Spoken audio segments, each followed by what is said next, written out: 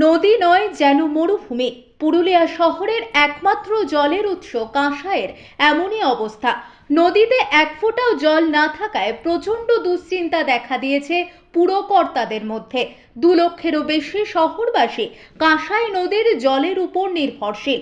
নদী শুকিয়ে যাওয়ায় এর মধ্যেই পুরসভার জল সরবরাহে ব্যাপক প্রভাব পড়েছে। অসহায়তা প্রকাশ করেছেন স্বয়ং পুরপ্রধান নবেন্দু মাহালি। শহরবাসীকে তিনি আবেদন জানিয়েছেন যথাসম্ভব জল বাঁচিয়ে রাখতে।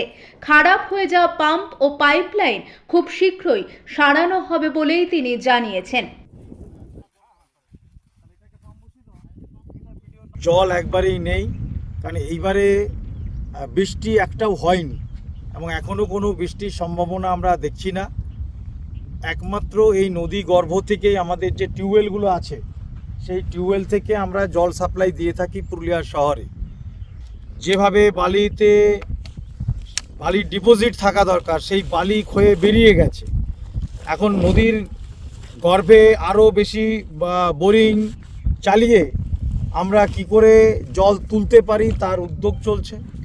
আমরা শুধু এইটুকুই আবেদন করব, এই অবস্থা দেখে জল সঞ্চয় করুন, জলের ব্যবহার সুনির্দিষ্টভাবে করুন, জল কখনোই অপচয় করবেন না।